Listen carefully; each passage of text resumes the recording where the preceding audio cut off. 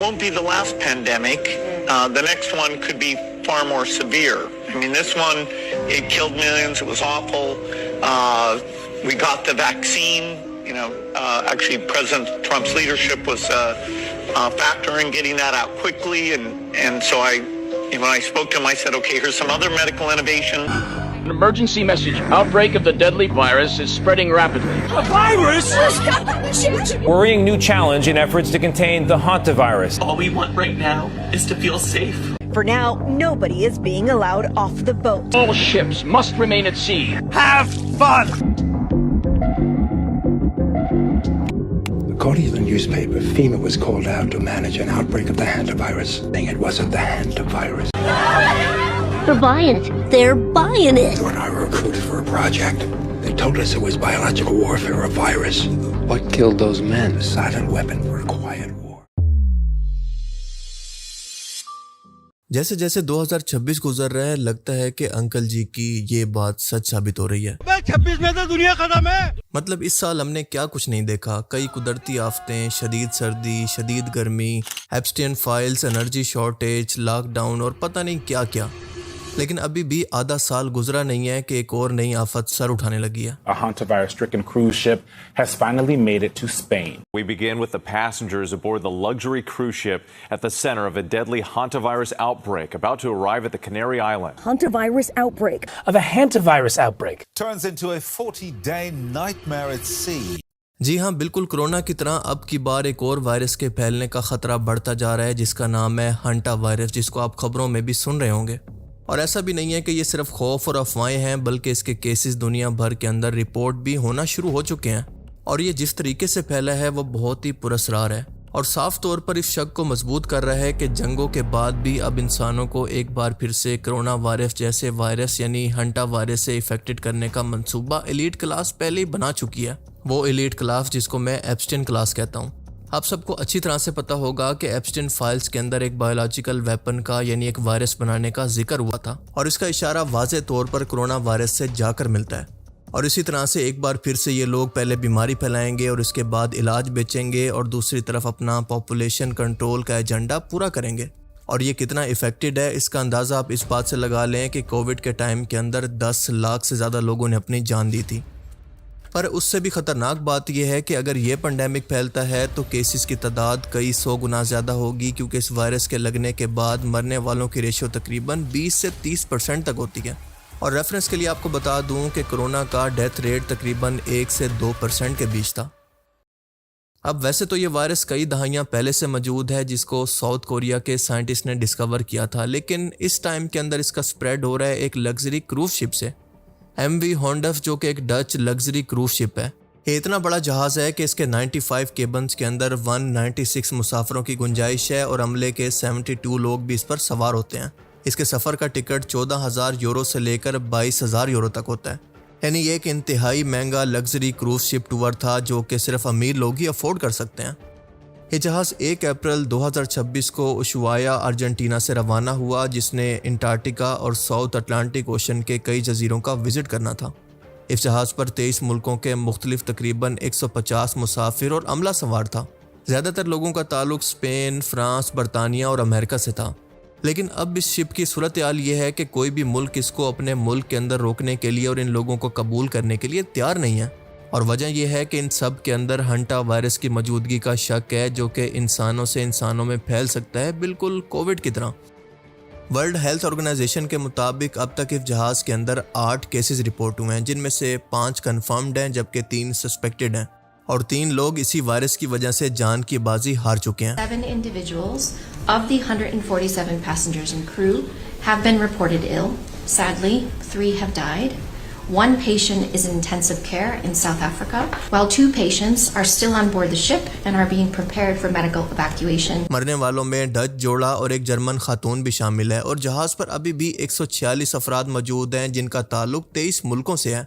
इन लोगों की काफ़ी मिन्नतों के बाद इस वक्त ये south Africa, Holland, Germany, Switzerland के काफ़ी अस्पतालों के अंदर ज़ेरे इलाज हैं। इनको क्वारंटीन के अंदर रखा गया है, तकरीबन 40 दिन तक रखा जाएगा।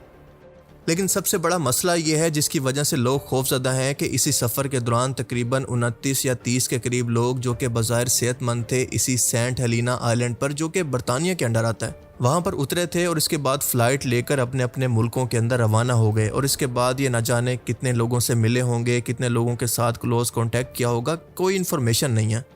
पर अच्छी खबर यह है कि इन लोगों को तलाश करके क्वारंटीन किया जा रहा है, जिस पर भी शक है उसको भी गिरफ्तार किया जा रहा है ताकि ये वायरस मजीद स्प्रेड ना हो सके। मतलब अच्छी कोशिश है। हंटा वायरस दरअसल एक ख़तरनाक RNA वायरस है जो कि हंटा वायराइड फैमिली से ताल्लुक़ रखता है। ये सिंगल स्टैंडर्ड RNA वायरस है जो कि इंसानों के अंदर 2 किस्म की शदीद बीमारियां पैदा करता है। पहली को कहते हैं हंटा वायरस पुल्मोनरी सिंड्रोम यानी फेफड़ों की बीमारी, और दूसरी होती है रेनल सिंड्रोम यानी गुर्दों की बीमारी। इस वायरस का नाम हंटान दरिया के नाम पर रखा गया है जो कि नॉर्थ और साउथ कोरिया की सरहद पर बहता है, क्योंकि इसको सबसे पहले 1976 के अंदर कोरियन साइंसदानों ने दरियाफ्त किया था। और ये वायरस फैलता है चूहों के पेशाब यानी इनके वेस्ट से और इनके लुआब के ज़रिए जो कि ख़ास तौर पर हवा के अंदर रुक कर इंसान के सांस लेने के साथ इसके फेफड़ों में दाखिल होते हैं। और जब चूहे जहाज़ों पर सवार होते हैं या फिर कार्गो के अंदर छुप जाते हैं तो वहाँ पर गंदगी करते हैं और हवा के बहाव की वजह से वायरस हवा के अंदर फैलकर इंसानों के फेफड़ों तक पहुँच सकता है। लेकिन सबसे ज़्यादा परेशान करने वाली बात यह है कि इस लग्जरी शिप पर चूहों की मौजूदगी के कोई सबूत नहीं मिले। इसका मतलब है कि शिप के अंदर इस वायरस से इफेक्टेड लोग पहले से मौजूद थे। मतलब इन्हीं पैसेंजर्स में से ही कुछ लोग थे जो कि इस वायरस से इफेक्टेड थे। देखिए, हंटा वायरस मुकम्मल तौर पर एक ही किस्म का नहीं होता बल्कि इसके बहुत सारे वेरिएंट होते हैं। इसके अंदर एक खास किस्म का वेरिएंट होता है जिसको कहते हैं एंडीज वायरस, और यही सिर्फ एक ही टाइप है जो कि इंसानों के अंदर ट्रांसफ़र हो सकता है, बिल्कुल कोविड की तरह।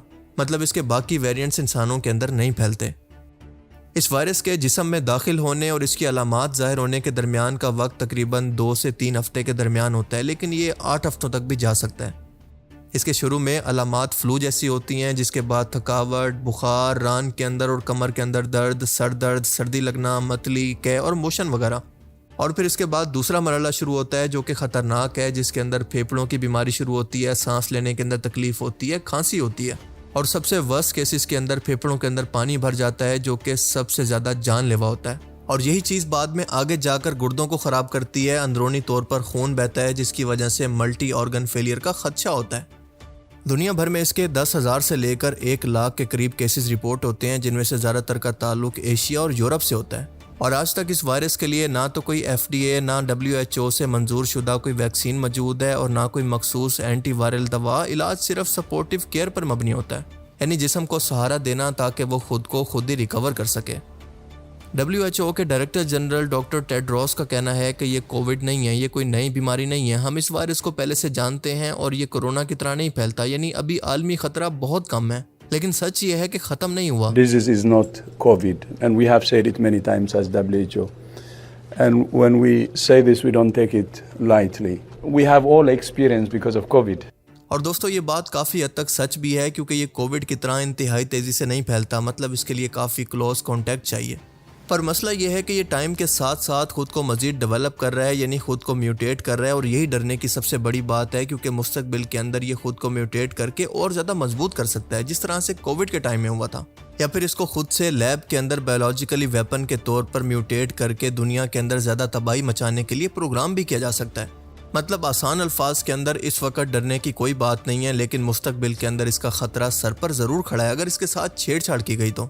और मैं आपको कुछ ऐसे सबूत दिखाऊंगा जो कि ऐसी ही किसी कहानी की तरफ इशारा करते हैं, लेकिन याद रहे कि ये सब कुछ स्पेकुलेशन, कॉन्स्पिरेसी थ्योरीज या फिर इत्तफाक भी हो सकती हैं, या फिर शायद सच भी। सबसे पहले आप ये पैटर्न नोटिस करें कि इस तरह के पेंडेमिक के अंदर कभी भी आपको एलीट क्लास, खास तौर पर वो बूढ़े होकर भी मरते नहीं नजर आएंगे। मरती हुई आपको हमेशा आम आवाम नजर आएगी। और अभी खबर आ रही है कि डोनाल्ड ट्रंप ने हाल ही में इस वायरस पर होने वाली स्टडी के लिए जो फंडिंग जाती थी उसको भी रोक दिया है। और इन भाई साहब को कौन नहीं जानता जिनका नाम एप्स्टाइन फाइल्स के अंदर भी मौजूद था कि ये एक बायोलॉजिकल वेपन के ऊपर डिस्कशन कर रहे थे जो कि वाज़ेह तौर पर किसी वायरस की तरफ इशारा करता है और बताता है कि इसी वायरस को स्प्रेड करने के बाद इसकी वैक्सीन को बेचकर इन लोगों ने कैसे अरबों डॉलर कमाए थे।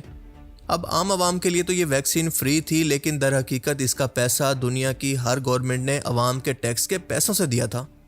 और इसी बंदे ने कोरोना के दिनों के अंदर इंटरव्यू देते हुए कहा था कि ये कोई आखिरी पेंडेमिक नहीं है, बल्कि इससे ज्यादा खतरनाक पेंडेमिक मुस्तकबिल के अंदर आ सकता And it है। won't be the last pandemic. The next one could be far more severe. अब आपके मुताबिक ये अल्फाज कोई प्रेडिक्शन को शो कर रहे हैं या फिर फ्यूचर प्लानिंग को? इसके अलावा American thriller drama series x files के अंदर 20 साल पहले इसी तरह का एक सीन दिखाया गया था, जिसके अंदर सीक्रेट एजेंट एक शख्स को जिसकी माँ हंटा वायरस से मर चुकी होती है उसको बताता है कि क्या तुम्हें पता है कि हंटा वायरस के जरिए तुम्हारी माँ को एक लैब ग्रोन वायरस के जरिए मारा गया है, जिसको एक हथियार के तौर पर दुनिया के अंदर तबाही मचाने के लिए छोड़ दिया गया था। और पेंटागन पिछले 50 साल से दुनिया का ध्यान यहाँ वहाँ भटकाकर जगह जगह भटकाकर इसको डेवलप कर रहे थे। और ये सब कुछ डेवलप करने के लिए इनको ऊपर से ऑर्डर आता है जिसका नाम मुझे बताने की इजाज़त नहीं है, तुम खुद समझदार हो। और अगर ये प्लानिंग सच होती है तो इसके पीछे इनका मकसद ये होगा कि दुनिया की आबादी को कम करना, इनके अंदर खौफ व हरास फैलाकर इनको एक हुकूमत के नीचे जमा करने के लिए फोर्स करना, यानी वन वर्ल्ड ऑर्डर के जरिए लोगों को भेड़ बकरियों की तरह कंट्रोल करना ताकि इन पर कंट्रोल करना आसान हो। और इसीलिए आप देख रहे हैं कि आजकल ट्रंप साहब ने भी एलियन और यूएफओ फाइल्स को भी पब्लिकली तौर पर रिलीज करना शुरू कर दिया है ताकि अवाम के अंदर ये पैनिक और खौफ क्रिएट करें कि एलियंस रियल में होते हैं। और इसी खौफ और यकीन का फ़ायदा उठाकर आप देखेंगे कि एक फेक एलियन अटैक के ज़रिए दुनिया भर की हुकूमतों को एक आलमी हुकूमत यानी अमेरिकन गवर्नमेंट जिसको ज़ोनिस्ट चलाते हैं उसके कंट्रोल में जाने के लिए प्रेशराइज किया जाएगा ताकि इनका बनाया गया निज़ाम यानी दजाली निज़ाम ऊपर से लेकर नीचे तक आसानी से नाफिज करना बहुत ही आसान हो जाए। और फिल्म के मुताबिक जिस शख्स के हुक्म पर यह निज़ाम चलाने की बात कर रहे हैं, इस शख्स का नाम और कोई नहीं बल्कि दज्जाल है, यानी दजल देने वाला धोखेबाज। Yeah, it was a deadly virus spread by field mice in the southwestern United States several years ago. According to the newspaper, FEMA was called out to manage an outbreak of the hantavirus. They told us it was biological warfare, a virus. What killed those men? A silent weapon for a quiet war. The systematic release of an indiscriminate organism for which the men who will bring it on still have no cure. While the rest of the world have been fighting crooks and commies, these men have been secretly negotiating a planned Armageddon. Negotiating with whom? I think you know. बिल्कुल इसी तरह से मशहूर American cartoon Simpson's के एक episode के अंदर दिखाया जाता है कि होमर और उसकी फैमिली इसी तरह से क्रूज शिप की तरह लोकेशन पर घूमने के लिए निकलते हैं और यहाँ पर ये अपनी ज़बान को किसी पर्पल किस्म की चीज़ से इफेक्टेड दिखाते हैं। और आप जानते हैं कि हंटा वायरस को भी इसी तरह से शो किया जाता है। मतलब ये लाजमी अलामत तो नहीं है, लेकिन इसकी वजह से मैंने आपको ऊपर बताया कि खून की नालियों का मुतासिर होना काफ़ी हद तक चांसेस होते हैं और उसी की वजह से प्लेटलेट्स का कम हो जाना, ब्लीडिंग स्पॉट्स, ऑक्सीजन की कमी मुंह या ज़बान की रंगत को बिल्कुल पर्पल कर सकती है। फिर हम देखते हैं कि आसमान के अंदर यही पर्पल कलर जगह जगह पर फैल रहा है, जिसका मतलब है कि यह वायरस आउटब्रेक हो चुका है, यानी हर जगह पर यही फैलता जा रहा है। और फिर अचानक टीवी पर खबर आती है कि इमरजेंसी लग चुकी है क्योंकि एक बहुत ही ख़तरनाक वायरस फैल चुका है और लोग इसके खौफ की वजह से शिप को छोड़कर भागने लगते हैं, यानी सेम उसी तरह से जिस तरह से इस शिप के बारे में दिखाया गया। इस लग्जरी शिप पर इस शख्स की वीडियो काफ़ी वायरल हुई थी जो कि सोशल मीडिया पर आकर लोगों को अपने लिए आवाज़ उठाने के लिए इंसिस्ट कर रहा था। और ज़रा गौर करें कि सिम्पसन के अंदर दिखाए गए इस शख्स की कॉस्ट्यूम भी काफ़ी हद तक इस शख्स से मिलती जुलती है।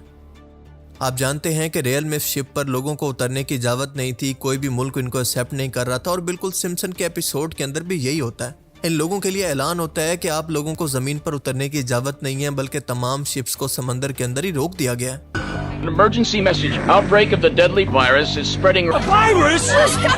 For now, nobody is being allowed off the boat. Ships must remain at sea. Have fun! और सिर्फ यही इत्तेफाक नहीं है, बल्कि 2026 के इकोनॉमिस्ट मैगजीन के कवर को भी देखें, जहां पर जगह जगह दुनिया के अंदर जंगों के साथ साथ वैक्सीनेशन को भी दिखाया गया। बिल्कुल ऐसे ही जैसे कि कोविड के दिनों के अंदर भी दिखाया गया था, जो कि साफ साफ वैक्सीन्स की तरफ यानी किसी बड़े पेंडेमिक की तरफ इशारा कर रही हैं, जो कि इन्होंने प्लान कर रखा है।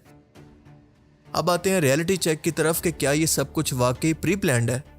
देखिए, अगर फ़िलहाल की बात करें तो ये सिचुएशन कंट्रोल के अंदर है, इससे कोई ख़तरा नहीं है और दुनिया की बाकी हुकूमतें भी इससे बचने के लिए हर मुमकिन कोशिश कर रही हैं।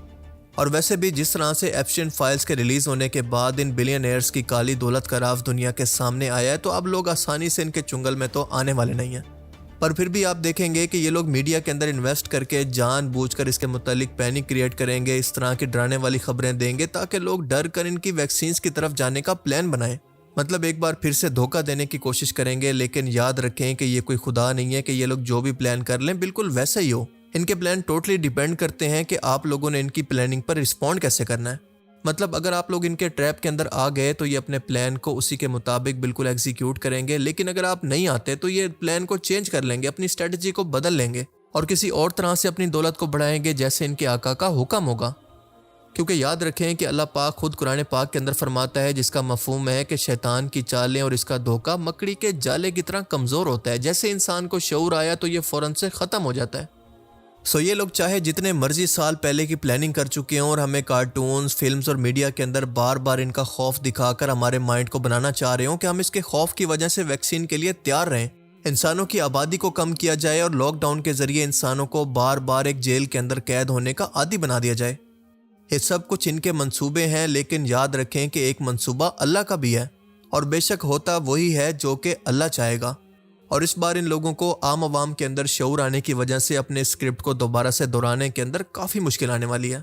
और दूसरा, शैतान ने इन लोगों को एप्स्टीन फाइल्स के ज़रिए दुनिया के अंदर जलील कर दिया और इंशाल्लाह आने वाले टाइम के अंदर भी मुझे लगता है कि इनका यही हाल होने वाला है। अब दुनिया इतनी आसानी से ये सब कुछ बाय करने वाली नहीं है।